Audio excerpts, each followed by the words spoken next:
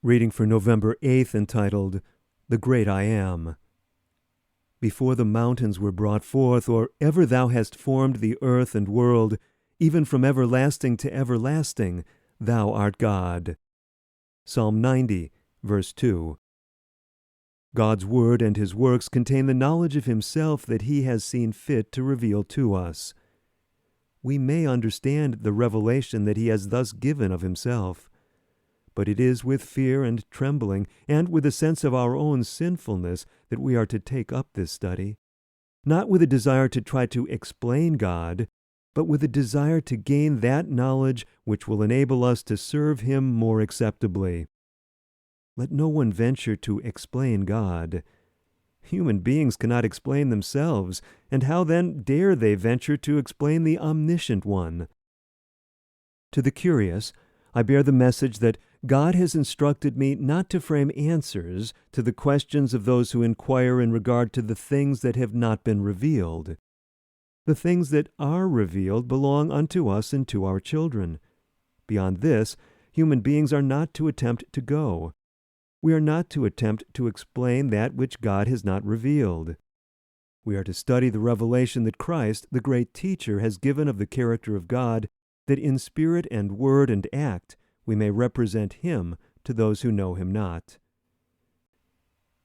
In regard to the personality and prerogatives of God, where he is and what he is, this is a subject which we are not to dare to touch.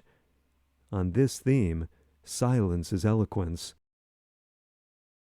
It is those who have no experimental knowledge of God who venture to speculate in regard to him. Did they know more of him, they would have less to say about what he is. The one who in the daily life holds closest communion with God and who has the deepest knowledge of him realizes most keenly the utter inability of human beings to explain the Creator. God always has been. He is the great I Am. He is infinite and omnipresent. No words of ours can describe his greatness and majesty.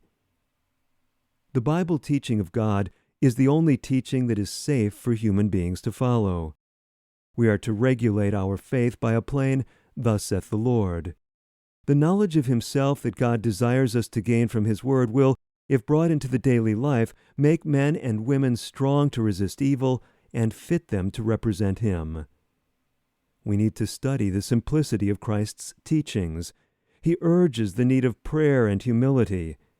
These are our safeguards against the erroneous reasoning by which Satan seeks to lead us to turn aside to other gods and to accept misleading theories clothed by him in garments of light. Taken from manuscript 132, dated November 8, 1903, entitled God's Chosen People, written during the Pantheism Crisis.